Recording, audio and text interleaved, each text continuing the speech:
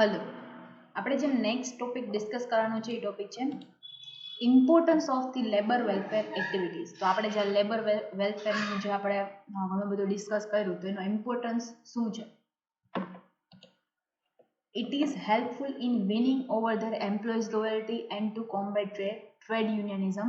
That loyalty છે એ આપણે એમની ગેઇન કરવી છે કે લોયલ રહે કંપની પ્રત્યે, જોબ છોડીને ન હોય છે અથવા તો પ્રોપરલી વર્ક કરે, તો એના માટે છે એ હેલ્પફુલ થશે.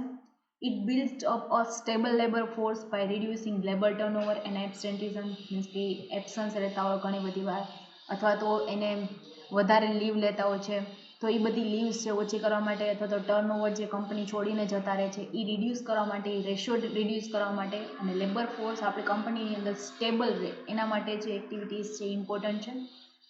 It raises the moral of worker. તો એનો મોરલ છે ઇન્ક્રીઝ થશે. A feeling is developed among the workers that they are being looked after properly.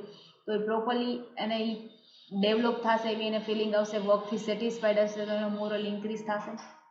One of the reason for the provision for the welfare activities in recent times.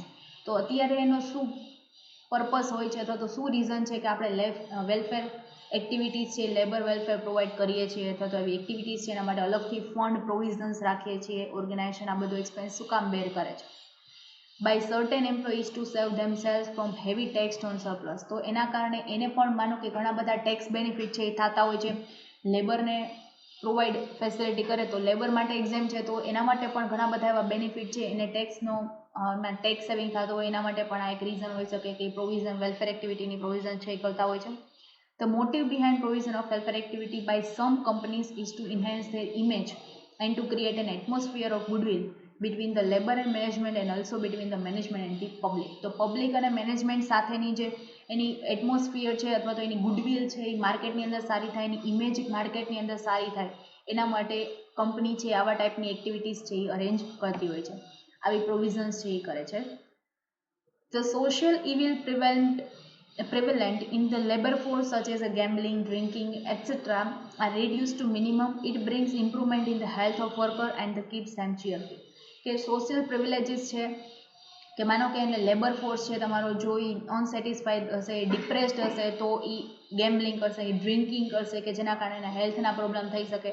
But જો તમે એમને employ welfare આપશો કે જેના કારણે એનું moral raise થશે, એને મોટિવેશન મળશે, ફ્રી માઇન્ડથી વર્ક કરી શકે તો એને ડિપ્રેસ્ડ નહીં થાય, તો એની હેલ્થ છે એ સારી રહેશે અને જે એને તમે એમને ચીયરફુલ રાખશો તો એ પ્રોપરલી વર્ક કરી શકે. તો આ એના ઇમ્પોર્ટન્સ છે લેબર વેલફેર એક્ટિવિટીઝના.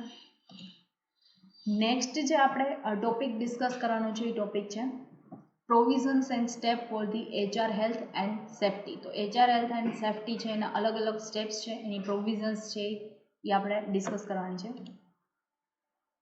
ફર્સ્ટ જે એની અંદર જે પ્રોવિઝન્સ અને સ્ટેપ્સ છે એની અંદર ફર્સ્ટ છે health and safety legislation. Occupational health and safety legislation regulates the standard of workplace health and safety with the aim to prevent workplace accident, injuries and disease and outline consequences for breaches of those standards. તો એને અલગ અલગ લેજિસ્લેશન્સ બનાવેલા છે, standards બનાવેલા છે કે standards પ્રમાણે જ કંપનીએ વર્ક કરવું પડે, કે સેફ વર્કપ્લેસ આપવી પડે વર્કરને, પ્લસ કે જે વર્કપ્લેસ ઉપર જે થતા એક્સિડન્ટ્સ છે એ ઓછા થાય એના માટે એને સ્ટાન્ડર્ડ મેન્ટેન કરેલા હોય છે, ઇન્જરી ન થવી જોઈએ કોઈ વર્કરને. તો એના માટે કોઈ એવા ડિસીઝ છે, માનો કે કેમિકલની અંદર તમે વર્ક કરો છો તો કેમિકલ્સથી ઘણા બધા ડિસીઝ થઈ શકતા હોય, તો એ બધા જે કોન્સિક્વન્સીસ છે એને પ્રિવેન્ટ કરવા માટે અલગ અલગ સ્ટાન્ડર્ડ અને લેજિસ્લેશન્સ છે અને લોઝ બનાવેલા છે. Generally, the legislation requires that the employer do everything they can reasonably do to protect and the health and safety of their employee in the workplace. તો વર્કપ્લેસ ઉપર જેટલા એમ્પ્લોય વર્ક કરે છે એના હેલ્થને પ્રોટેક્શન થાય એવા જેટલા એને બની શકે એની જેટલી માનો કે એફિશિયન્સી છે એ એફિશિયન્સીથી એને પ્રોપરલી બધું સેફ્ટી પ્રોવાઈડ કરી શકે એવું બધું જ વર્ક એમને કરવાનું છે કે એટ અ વર્ક પ્લેસ એ સેફ ફીલ કરી શકે.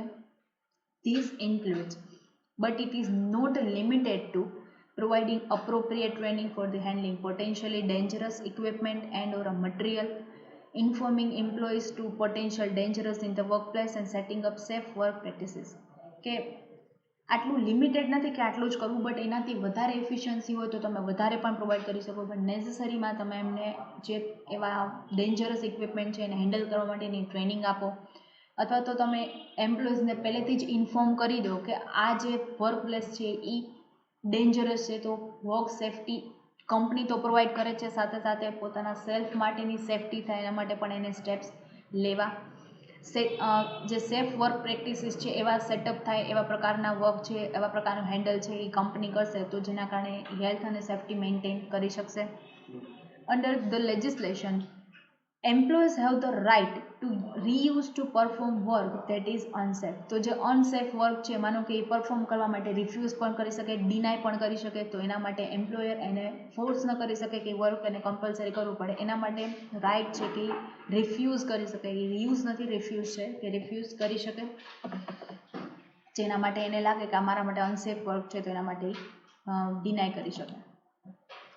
નેક્સ્ટ છે હેલ્થ એન્ડ સેફ્ટી કમિટી. તો હેલ્થ એન્ડ સેફ્ટી કમિટી છે એ કઈ રીતે વર્ક કરે છે? A health and safety committee is a forum for improving workplace health and safety. જેમ લેજિસ્લેશન વર્ક કરે છે એવી જ રીતે કમિટી વર્ક કરે છે કે કોઈ કંપનીની અંદર, માનો કે કંપની સ્ટાર્ટ થાય છે અથવા તો કંપનીની અંદર એવું વર્ક કરવામાં આવે છે કે જેનાથી હેલ્થને પ્રોબ્લેમ થઈ શકે એમ છે, તો એ ફોરમ છે, એ કમિટી છે એવી રીતે વર્ક કરશે કે જેનાથી વર્ક પ્લેસ છે એ ઇમ્પ્રૂવ થાય, હેલ્થ અને સેફ્ટી છે એ મેન્ટેન થાય. Generally, the role of the committee is to identify and assist in preventing hazards in workplace, recommend solutions to any issues, and promote and maintain health and safety in the workplace. તો જે હેઝાર્ડ્સ થાય છે workplace ઉપર, અથવા તો workplace ઉપર જે accidents થાય છે, મીન્સ કે કોઈ કન્સ્ટ્રક્શન સાઇટો ઉપર એની ઉપર આ વધારે થતું હોય છે, તો ત્યાં પણ જે એના કન્સ્ટ્રક્શન જે મેઇન જે હેન્ડલ કરતા હોય એને પણ એ ધ્યાન રાખવું પડે કે એની ઉપર જેટલા લોકો વર્ક કરે છે એવા એક્સિડન્ટ્સ ન થાય, અથવા તો રિકમેન્ડેડ સોલ્યુશન્સ કે એના જેવા ઇશ્યુઝ ક્રિએટ થાય છે એનું સોલ્યુશન્સ પ્રોવાઈડ કરે, અને એની હેલ્થ અને સેફ્ટી મેન્ટેન થાય, ઓર્ગેનાઇઝેશનની અંદર વર્ક કરતા જેટલા એમ્પ્લોઈઝ છે એની સેફ્ટી મેન્ટેન થાય એના માટે એમને એવી સર્વિસીસ પ્રોવાઈડ કરે, અથવા તો એ પ્રકારનું એમને પ્રિવેન્ટ થાય એવા એક્ટિવિટીઝ કરે કે જેનાથી એને હેલ્થ અને સેફ્ટી છે એ મેન્ટેન થઈ શકે. Based on British Columbia's Worker Compensation Act 1996, the committee is called a Joint Health and Safety Committee. It is legally required when where are 20 or more employees or when ordered to do so. બરાબર છે, તો એ જે compensation act છે એના પ્રમાણે તમારે આ committee અથવા તો હેલ્થ સેફ્ટીની ક્યારે જરૂર પડે, તો એ છે તમારી કંપનીની અંદર 20 કે એના કરતાં વધારે એમ્પ્લોઈઝ જો વર્ક કરતા હોય તો તમારે એના બધા જ જે લોઝ છે, એની જેટલા રેગ્યુલેશન્સ છે બધા જ ફોલો કરવા પડે, અને એ સેફ્ટી છે એ મેન્ટેન થાય એના માટે તમારે સ્ટેપ્સ લેવા પડશે. ત્યારે must be a minimum of 4 members the committee must consist. તો એના માટે તમારે હેલ્થ અને સેફ્ટી કમિટી પણ એક કંપનીની અંદર રાખવી પડે કે જે ખાલી ને ખાલી એમ્પ્લોય છે એની હેલ્થ અને સેફ્ટી માટેનું જ વર્ક કરે, તો એની અંદર મિનિમમ 4 મેમ્બર છે રિક્વાયરમેન્ટ છે. At least must consist of at least half worker representative and training and education is optional. તો આ પ્રકારેના જેટલા પણ એના રેગ્યુલેશન્સ છે એ તમારે મેન્ટેન કરવા પડશે. નેક્સ્ટ છે હેલ્થ એન્ડ સેફ્ટી રિપ્રેઝેન્ટેટિવ્સ. તો હેલ્થ એન્ડ સેફ્ટી રિપ્રેઝેન્ટેટિવ્સ શું છે તો એ આપણે ડિસ્કસ કરવાનું છે. In smaller organization, less than a specified number of employees as outlined by the applicable legislation, કે લેજિસ્લેશનની અંદર આપણને જેટલા એપ્લિકેબિલિટી આપેલી છે કે આપણે ક્યારે આ પ્રકારની હેલ્થ અને સેફ્ટી મેન્ટેન કરવી પડે અથવા તો એના માટે કમિટીઝ બનાવવી પડે, તો એ પણ કંપનીએ ફોલો કરવાની છે. Health and safety representative is generally required. તો જ્યારે આપણને લોઝમાં આપેલું છે કે સ્પેસિફાઈડ નંબર ઓફ એમ્પ્લોય કરતાં જો આપણા એમ્પ્લોય વધી જાય તો આપણે આ જે સેફ્ટી છે એ મેન્ટેન કરવાની છે, તો રિપ્રેઝેન્ટેટિવ્સ છે એ રિક્વાયરમેન્ટ એની છે. This position would have the same or similar responsibility and authority as the Health and Safety Committee and is selected by the worker. હવે સ્મોલ ઓર્ગેનાઇઝેશન છે તો એની અંદર તમે કમિટી ન બનાવી શકો, બટ એક રિપ્રેઝેન્ટેટિવ રાખી શકો કે ખાલી હેલ્થ અને સેફ્ટી માટે વર્ક કરે. For link to the health and safety representative, your jurisdiction visit. તો એની અંદર જે આપણે લિંક આપેલી છે તો એ લિંક છે એની અંદર તમને બધા જ જે જ્યુરિડિક્શન્સ અથવા જેટલા લોઝ છે એ તમને એના ઉપરથી ખ્યાલ આવશે. રિપ્રેઝેન્ટેટિવ્સ છે એના માટેની લિંક છે. નેક્સ્ટ છે લેજિસ્લેશન. તો લેજિસ્લેશન છે એ આગળ આપણે જે જોયું હેલ્થ અને સેફટી માટેનું લેજિસ્લેશન હતું. તો આ જે લેજિસ્લેશન છે એ આખું માનો કે કંપનીઝ છે તો નોર્મલ કંપનીની અંદર પણ આ છે એ તમારે ફોલો કરવું પડે. Health and safety is usually regulated by provisional or territorial legislation unless your organization fall under the federal jurisdiction. While provinces and territories have similar legislation, there are differences among them. તો અલગ અલગ territory પછી માનો કે એ લોકોએ એવા legislation રાખેલા હોય છે કે એની અંદર જેટલી કંપનીઝ છે કવર થતી હોય એની અંદર હેલ્થ અને સેફટી માટેના જે સ્ટેપ્સ લેવાના છે અથવા તો એની ઉપર જે તમારે વોચ રાખવાની છે તો એ જે પર્ટિક્યુલર જે લેજિસ્લેશન છે એના માટે વર્ક કરતું હોય છે. It is very important to visit your province or territory's health and safety website for information that is relevant to you and organization. તો આપણા ઓર્ગેનાઇઝેશન માટે કેટલી ઇન્ફોર્મેશન રિલિવન્ટ છે, આપણે કેવા ટાઈપના સ્ટેપ્સ લેવા પડે એના માટેની એક વેબસાઇટ્સ આપેલી હોય છે કે જે તમારે વિઝિટ કરીને જોવાનું કે તમારી કંપની તમે જે હેન્ડલ કરો છો કે એમાં કયા ટાઈપના જે ઇન્ફોર્મેશન છે અથવા તો રૂલ્સ છે રેગ્યુલેશન્સ છે જે તમારે ફોલો કરવાના છે. Consult health and safety legislation on a variety of issues including but not limited to. તો તમારે જે રેગ્યુલેશન્સને કન્સલ્ટ કરવાના છે તો એ ઘણા બધા ઇશ્યુઝ માટે હોઈ શકે કે તમે અલગ અલગ ઘણી બધી કંપની છે વેરિયસ ટાઈપ્સના વર્ક કરતી હોય છે તો એના સેફટીના જે માનો કે એને જે સ્ટેપ્સ લેવાના છે એ પણ અલગ અલગ હોય છે. તો તમારી કંપની માટે કેટલા રિક્વાયરમેન્ટ છે એ જોઈને તમારી સ્ટેપ્સ લેવાના છે. Refusal to the work because of the unsafe conditions. તો આગળ આપણે જે ટોપિક ડિસ્કસ કર્યો જેમાં પોઈન્ટ હતો કે એને જો અનસેફ વર્ક લાગશે તો લેજિસ્લેશન પ્રમાણે જો હ્યુમન બીંગ છે એને પોતાને એવું લાગશે કે આ વર્ક અનસેફ છે તો એના માટે રિફ્યુઝ પણ કરી શકે. Violence in the work place. તો વર્ક પ્લેસની અંદર જો વધારે મીન્સ કે વોઇસ હોય અથવા તો એવું બધું છે તો એના કારણે વર્ક પ્લેસ છે એ વધારે સેફટી મેન્ટેન ન કરી શકતા હોય ઘણાને પ્રોબ્લેમ થતો હોય તો ત્યારે પણ એ ડિનાય કરી શકે છે. Dangerous equipment or material. Emergency procedures. Consult health and safety legislation on a variety of issues including but not limited to એની અંદર next 2 points છે lifting heavy objects first and skills required. તો તમારે જો particular heavy જે machines છે એને use કરવાનું તો એના માટેની સ્કિલ્સ છે રિક્વાયરમેન્ટ છે. Worker compensation board are insurance board that protect employers from being sued by employees who are injured on the job or who become ill because of workplace condition. તો એ જે insurance board છે તે કે employer છે એને protect કરશે plus કે જે કોઈ ઇન્જર્ડ થાય છે તો એના માટેની જે એક્સપેન્સ છે અથવા તો એના માટે જે એને ક્યોર કરવી પડે એમ છે તો એ કેર્સ છે એ બધી કરશે. They also ensure that the employees will have access to income and benefits if they become injured at a workplace or if they contract a disease caused by the workplace conditions. તો માનો કે એને workplace condition ઉપર કાંઈ થાય છે તો એના માટે ઓર્ગેનાઇઝેશન રિસ્પોન્સિબલ છે કે નહીં એના માટેના બધા એગ્રીમેન્ટ્સ છે અથવા તો એને કોઈ એના કારણે જો વર્કપ્લેસ ઉપર એને કોઈ પ્રોબ્લેમ થાય છે ઇન્જર્ડ થાય છે જેના કારણે એની ઇન્કમ છે એ ત્યાંથી અટકી જાય છે તો ઇન્કમ એમને પ્રોવાઈડ કરવાની. એને જે માનો કે મેડિસિનની રિક્વાયરમેન્ટ છે કોઈ ટ્રીટમેન્ટની રિક્વાયરમેન્ટ છે ટ્રીટમેન્ટ છે ફ્રોમ ઓર્ગેનાઇઝેશનથી એમને પ્રોવાઈડ કરવામાં આવે. In the some jurisdiction, worker compensation board provide ongoing training and resources about occupational health and safety. તો occupational health and safety માટેની પણ એને ટ્રેનિંગ છે એ આપવામાં આવે છે. In the link below we have included. તો આગળ જે લિંક આપેલી હતી એમાં લેજિસ્લેશન્સના બધા રૂલ્સ આપેલા છે. We have included the body responsible for providing this information and where they are separate organization the link to the worker compensation board. તો એ વર્કર કોમ્પેન્સેશન બોર્ડ છે એ એના અલગ અલગ રૂલ્સ રેગ્યુલેશન્સના પ્રોટોકોલ્સ બનાવેલા છે કે જેના ફોલો કરી અને ઓર્ગેનાઇઝેશન છે આ સેફટી મેન્ટેન કરી શકે. નેક્સ્ટ છે સોશિયલ સિક્યુરિટી. સોશિયલ સિક્યુરિટીની અંદર છે મિનિંગ એન્ડ ડેફિનેશન. તો આપણે સોશિયલ સિક્યુરિટી કઈ રીતે રાખી શકીએ એની અલગ એના મિનિંગ અને અલગ અલગ ડેફિનેશન્સ આપેલી છે.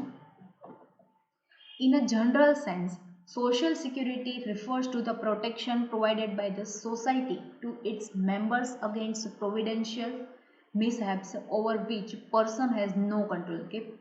એ પર્સનનો માનો કે એ વર્કર છે એના ઉપર એનો કોઈ કંટ્રોલ નથી, તો એના પ્રોટેક્શન માટે અલગ અલગ સિક્યુરિટી છે એ મેન્ટેન કરવાની છે. એ જનરલ સેન્સ છે એની, બટ ડેફિનેશન આપેલી છે ILO પબ્લિકેશન્સ દ્વારા, ઇન્ટરનેશનલ લેબર ઓર્ગેનાઇઝેશન મીન્સ કે ILO. According to the definition given in the ILO publication, social security is the security that society furnishes through the appropriate organization against certain risks to which its members are exposed. These risks are essentially contingencies of life which the individual of small means cannot effectively provide by his own ability or foresight alone or even in a private combination with his fellow.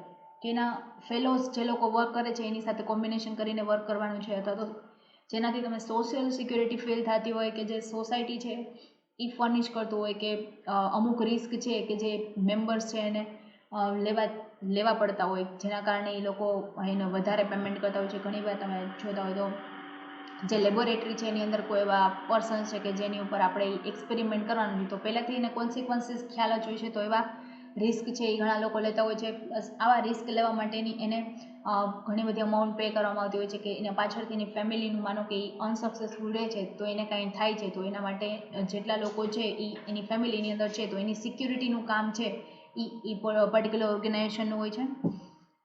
These risks are essentially contingencies of life which the individual of small means cannot effectively provide by his own ability or foresight alone or even in a private combination with his fellow. માનો કે કોઈ work છે એ particular એક વ્યક્તિ છે એ અલોનથી નથી કરી શકતો, તેના માટે એને ગ્રુપ છે એ પ્રોવાઈડ કરવામાં આવતું હોય છે કે જેનાથી એને પ્રોપરલી કોન્ફિડન્સથી વર્ક કરી શકે. નેક્સ્ટ છે approaches of the social security. તો સોશિયલ સિક્યુરિટીના અપ્રોચીસ શું છે? તો ઘણા બધા અલગ અલગ અપ્રોચીસ છે કે જેનાથી આપણે સોશિયલ સિક્યુરિટી આપણા ઓર્ગેનાઇઝેશન્સના એમ્પ્લોયને આપી શકીએ.